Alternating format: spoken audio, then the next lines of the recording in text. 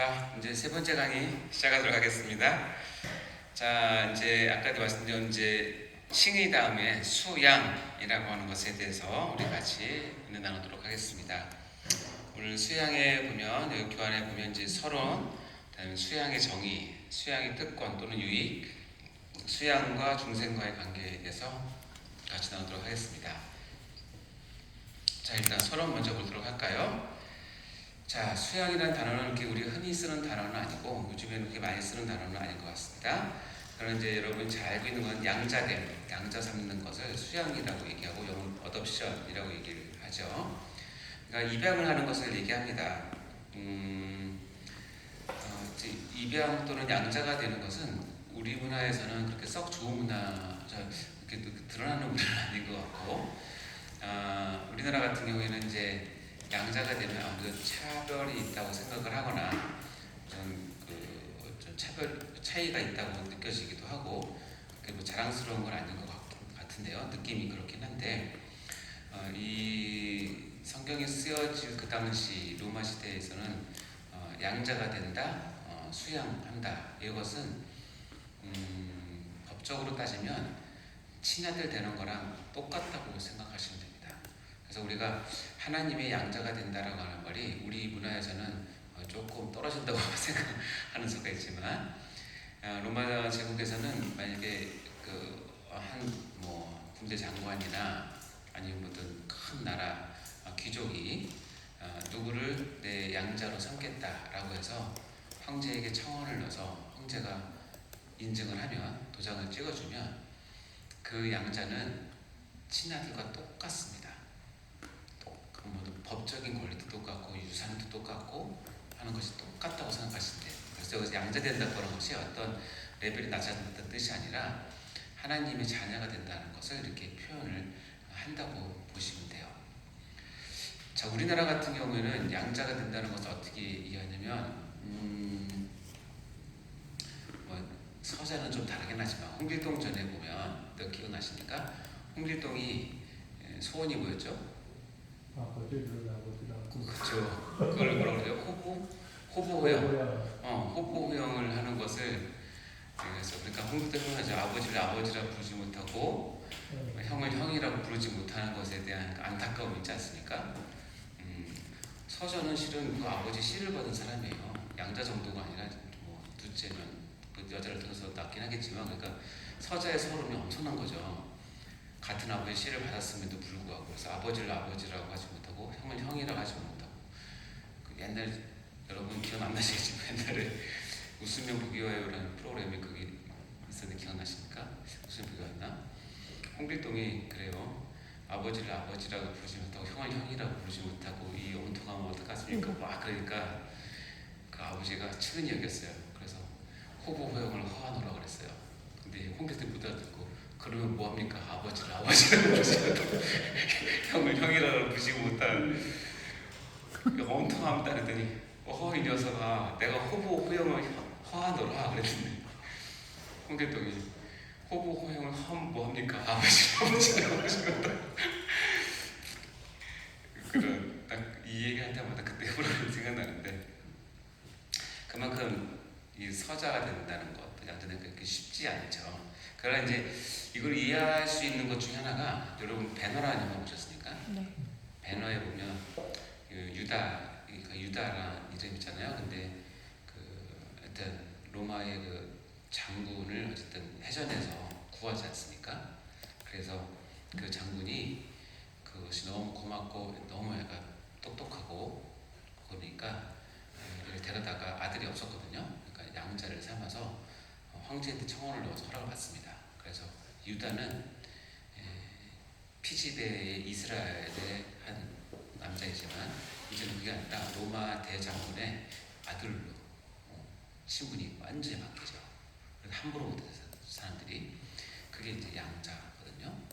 그러니까 여기서 말하는 양자가 된다는 것은 우리가 생각하는 것처럼 호보호영 못하는 그런 게 아니라 똑같다고 생각하셔도 된다는 걸 얘기하는 거예요. 근데 이것이 어떻게 가능하냐면 히브리서 2장 11절에 보면 양자로 입적된다는 것은 이것입니다. 읽어볼까요? 시작. 거룩하게 하시는 이와 거룩하게 함을 입은 자들이 다 한 근원에서 난지라. 그러므로 형제라 부르시기를 부끄러워하지 아니하고. 여기 보면 거룩하게 하시는 이는 누구냐면 예수님을 표현하는 거예요. 그리고 거룩하게 함을 입은 자들, 이건 누굴까요? 그렇죠. 우리 교인들 또 성도들, 하나님 백성들이겠죠. 다 한 근원에서 난, 한 근원은 누굴까요? 아니요, 예수님과 우리 교회 성도들이 한 근원에서 났대. 한 근원이 누굴까요? 성부 하나님이라고 했죠. 성부 하나님에게서 예수 그리스도와 우리 교회 성도들이 다 났어요. 그런데 예수님께서 우리를 형제라고 부르시기를 부끄러워하지 아니하셨어요. 그래서 이게 성립이 되는 거예요. 예수님께서 하나님의 성부 하나님의 진짜 아들은 누구예요? 예수 그리스도 한 분밖에 없어요. 딱 한 분이에요. 예수님 이외에는 참 아들은 없어요. 근데 거룩하게 합을 입은 자들, 즉 우리 같은 하나님의 백성 성도들이 예수를 믿음으로 말미암아 하나님의 백성이 되었을 때 하나님께서 우리를 뭐라고 부르냐면 형제. 자녀로 삼아준다는 거예요. 자녀로 삼아주면 뭐냐면 그때 그러진 않겠지만 예수님이 하나님 창피하게 예를 들어 어떻게 형제가 됩니까? 거부하시면 입적이 안 되는 거예요. 양자로. 근데 어떻게 해요? 예수님께서 우리를 형제라고 부르시는 것을 뭐하지 않냐고? 부끄러워하지 않으셨어요. 그래서 성립된 게 뭐예요? 우리가 하나님의 자녀로 된 거예요. 재밌죠? 그러니까 이것은 정말 하나님께서 놀라운 일들을 우리에게 해주시고 정말 예수 그리스도께서 친히도 예수 그리스도의 사역의 근원에서 시작되지만 수양도 어떻게 해요? 예수 그리스도께서 우리를 받아주심으로 가능하게 된 거라고 사실을 기억하셔야 됩니다. 자, 물어볼까요? 만일 하나님께서 나를 구원만 시켜놓고 나를 거두어 주시지 않는다면 어떤 일이 벌어질까요? 생각해 보셨을까요? 그렇죠. 하나님께서 나를 구원만 시켜놓고 나를 안 거둬줬어요. 어떤 일이 벌어질까를 한번 보면 마태복음 12장 43절 45절 말씀에 아주 잘 나와 있어요. 여러분이 보시면 자, 더러운 귀신이 한 사람이 있었는데 나갔어요. 쫓겨났어요. 아마 예수님께서 쫓아냈을 것 같아요. 이 귀신이 이제 그다음부터 귀신의 관점으로 이제 보는 거예요.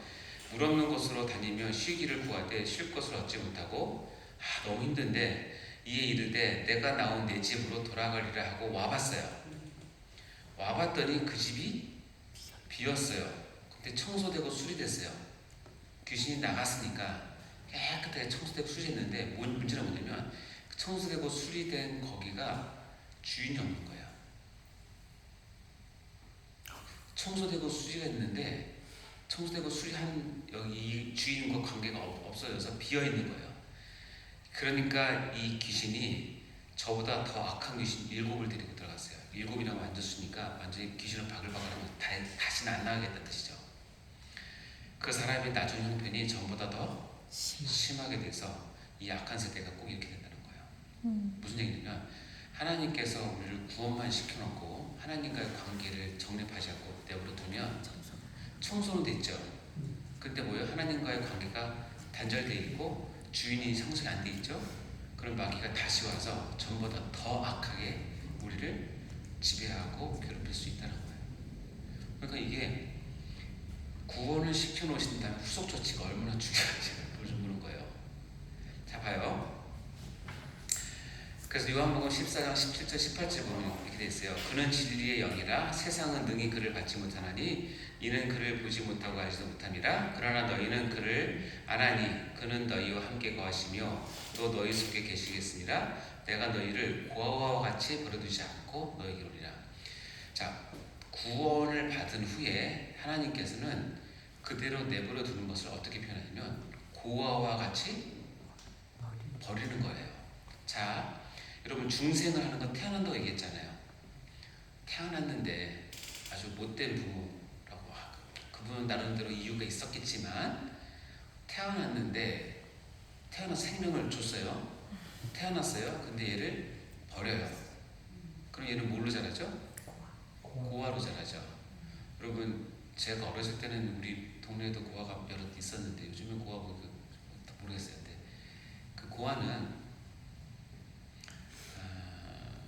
그 동네 북이라고 생각하시면 돼요. 왜 그런 줄 아세요? 아무도 지켜주지 않으니까, 아무도 개편에 들어주지 않으니까. 그러니까 교회 그 또래에서 무슨 일만 있으면 얘 요즘 말하는 거 뭐라고 하냐, 이 집에 따돌림 그런 거죠. 왜냐면 고아는 이스라엘 사회나 지금도 마찬가지지만 이스라엘 계층 중에서 가장 연약한 계층이에요. 고아와 가부 대표적인 거잖아요. 근데 고아가 왜 있어요? 태어났는데 부모가 사별 돌아가셨든지 버렸든지 해서 고아가 된 거잖아요.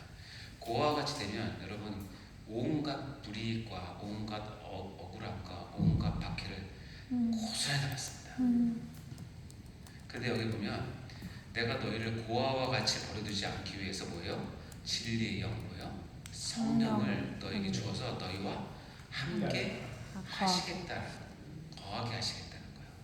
즉 하나님께서 우리를 칭의를 하셔서 구원을 시키신 후에 후속 조치가 없으면 우리는 고아처럼 되는 것이고, 아까 읽은 것처럼 전보다 더 심한 형편으로 떨어질 수 있는 것이 우리의 연약함이죠. 그래서 여기 보시면 칭의를 얻으면 그 다음에 바로 이어서 후속 조치가 벌어집니다. 그것이 뭐예요? 양자예요. 자, 보면 이렇게 설명할 수 있어요. 아까 칭의를 어떻게 정의했냐면 하나님의 법정에서 하는 선언을 얘기했죠. 네. 하늘나라에서 법정에서 야, 재훈이는 정말 죄인 중에 계수인데도 불구하고 예수의 향기가 난다. 예수님께서 사랑하시고 덮으셨다. 그래서 하나님께서 꽝꽝꽝 치면서 의롭다고 칭한다. 땅 치면 거기서 하고 끝나는 것이 아니라 바로 이어서 이 대법원에서 판결이 어디로 가냐면 가정법원, 하늘나라의 가정법원 가서 이재훈은 이제 하나님의 양자가 되었다고 증명이 되는 거예요. 이것이 양자예요. 이것이 칭의가 있은 후에 나타난 가장 강력한 구속 조치예요. 이거를 통해서 우리의 구원이 완벽하게 보호되는 거예요. 완벽하게. 그래서 골로새서 1장 14절에 보면 이렇게 돼 있어요. 읽어볼까요? 시작. 그가 우리를 흑암의 권세에서 건져내사 그의 사랑의 아들의 나라로 옮기셨으니, 건져내셨어요. 건져내서 구원, 구속이기도 하고 또 칭이라고 한다면 그 다음 단계가 뭐냐면 사랑의 아들의 나라로 옮기시는 거예요. 완전히 뭐예요? 우리의 그 입적을, 우리의 주민도 등본을 가정법원, 하늘나라 가정법원 옮겨서 이제는 죄의 종, 죄의 아들, 세상의 딸이 아니라 어떻게요? 하나님의 아들, 하나님의 딸로 신분을 바꿔버리시는 거예요. 완전히. 아까 배너에서 봤던 유다가, 살인범 유다가 어떻게요?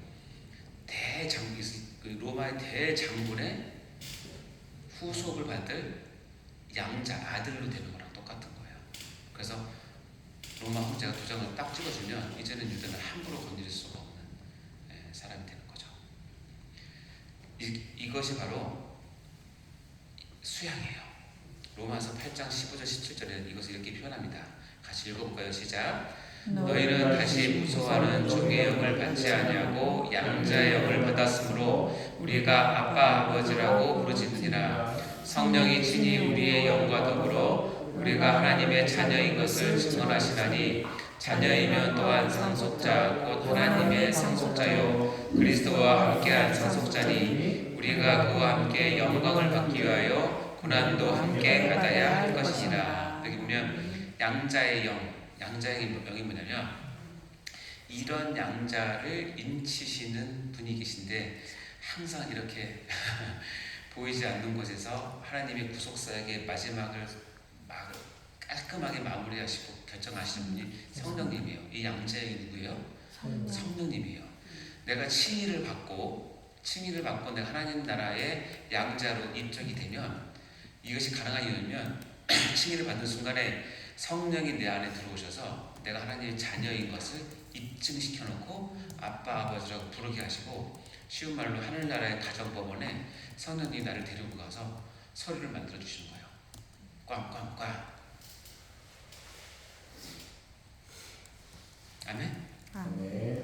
그래서 성령이 친히 우리 영과 더불어 우리가 하나님의 자녀인 것을 증언하세요. 성령이 증언하세요. 네가 양자가 하나님의 자녀가 되었다는 것을. 자, 자녀가 되면 그것만 해도 우리 감지덕지인데 상속자건 하나님이 상속자예요.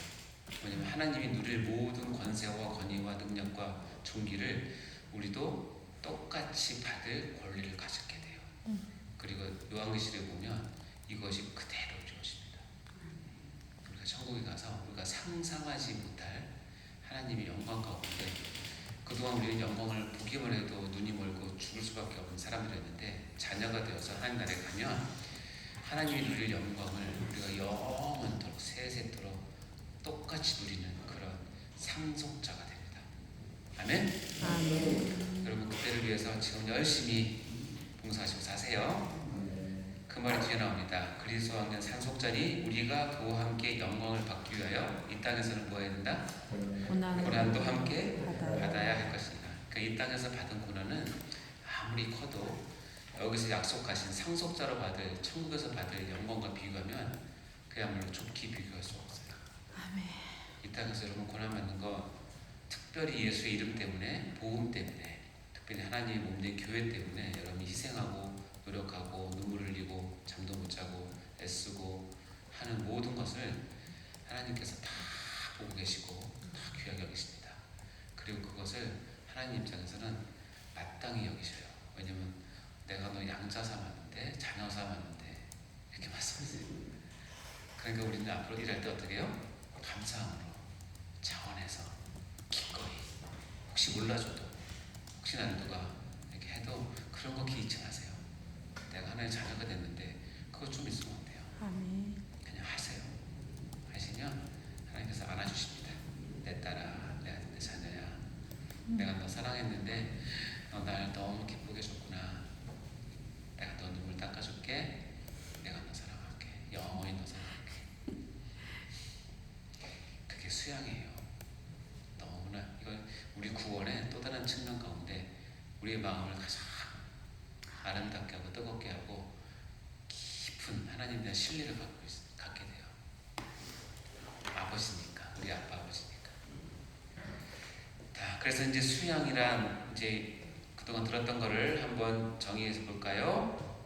읽어보겠습니다. 시작. 수양이란 본래 마귀의 자식이었던 죄인들을 칭의에 근거하여 하나님의 자녀라는 법적 지위를 부여하시는 하나님의 법적적 행위와 양자의 영으로 그 아들됨을 친히 증거해 주시는 성령의 행위이다. 여기 보면 두 가지 하나님의 큰 역사가 나타나죠.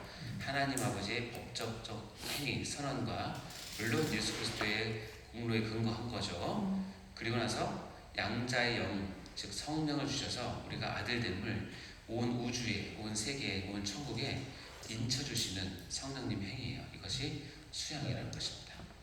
참 귀한 하나님의 복음의 진리고 구원의 한 부분입니다. 이렇게 수양을 받으면 특권, 유익이 생기는데요. 이게 뭘까요? 이게 너무 감사한데 웨스트민스터 신앙고백서 제12장에 보면 수양의 특권이 나옵니다. 우리가 성경 다음으로 그래도 가장 참조하는 것이 웨스트민스터 신앙고백서잖아요. 1번부터 11번까지 적혀 있더라고요. 자, 하나씩 볼까요? 첫 번째는 하나님의 이름이 주어진대요. 이게 무슨 뜻일까요? 하나님의 이름이 주어진다.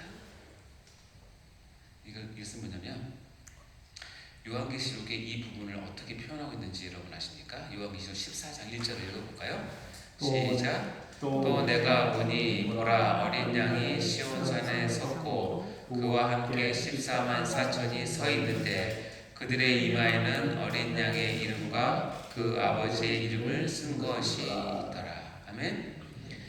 여기 14만 4천이 뭐 하도 말이 많은 건데 한마디로 얘기하면 14만 4천은 하나님. 구약과 신약의 하나님의 백성이 많다는 의미예요.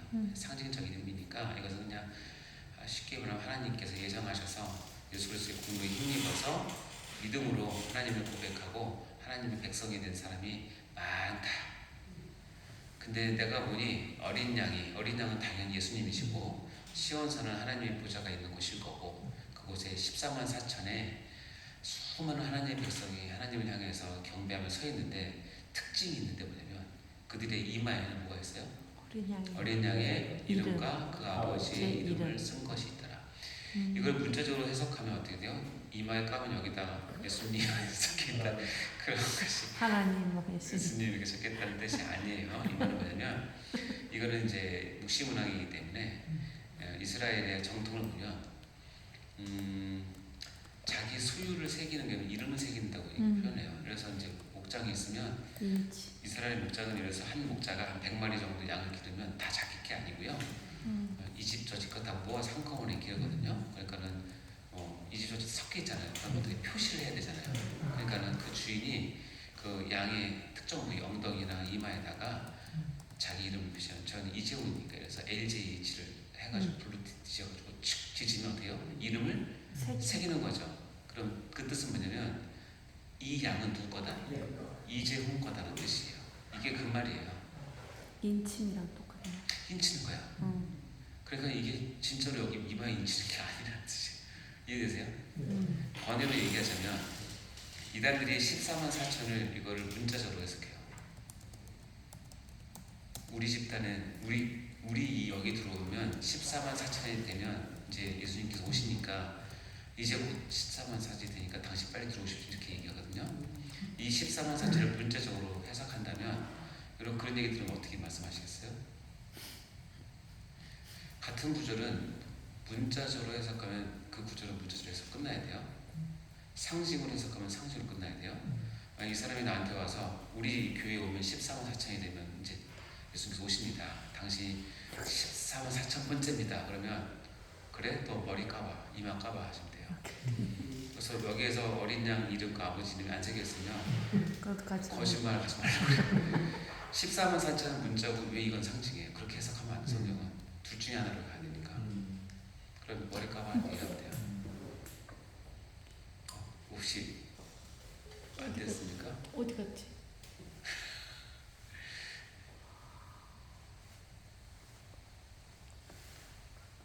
됐어요? 알겠습니다.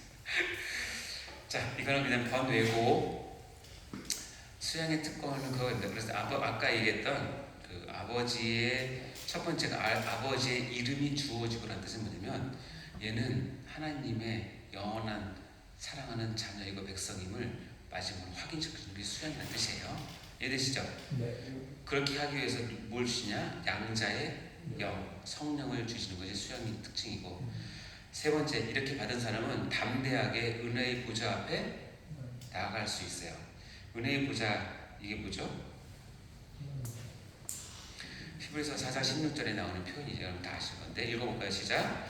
그러므로 우리는 긍휼하심을 받고 때를 따라 돕는 은혜를 얻기 위하여 은혜의 보좌 앞에 담대히 나갈 것이다. 은혜의 보좌가 뭘까요? 은혜의 보좌는 다른 말로 하면 다 설명할 시간이 없으니까 한마디로 얘기하면 하나님의 임재가 있는 곳이라고 생각하시면 돼요. 하나님의 임재 앞에 우리가 담대히 나갈 수 있는 특권을 얻는다는 거예요. 수양이 되면 어떻게 해요? 하나님의 임재에 바로 들어갈 수 있다. 구약으로 따지면 지성소에는 1년에 한 차례 대제사장만 들어갈 수 있는 그곳을 우리는 하나님의 양자가 되어서 지성소, 하나님이 임재하신 그곳을 우리가 바로 담대히 나갈 수 있는 특권을 얻게 된다는 뜻이에요. 거기 나가서 뭐합니까? 하나님께 기도하고 하나님께 찬양하고 예배하고 무릎 꿇고 하나님께 위로를 받고 그런 특권을 받았다는 뜻이죠. 그래서 거기서 4번에 보면 하나님을 아빠 아버지라고 거기서 부를 수 있는 것이고 이제 자녀가 되었으니까. 그리고 5번 불쌍히 여기심을 받고 6번 보호하심을 받고 7번 채워주심을 받고 8번 경계하심을 받게 되죠. 그리고 9번 결코 내어버림을 당하지 않고 10번 구속의 날까지 인치심을 받고 11번 영원한 구원의 후사로서 약속을 받게 된다. 아멘? 네. 이 후사로서 약속을 받는다는 것은 바로 이겁니다. 디도서 3장 7절 말씀이 그것을 잘 표현하고 있는데요. 읽어보겠습니다. 시작. 우리로 그의 은혜를 힘입어 의롭다 하심을 얻어 영생의 소망을 따라 상속자가 되게 하려 하시니라.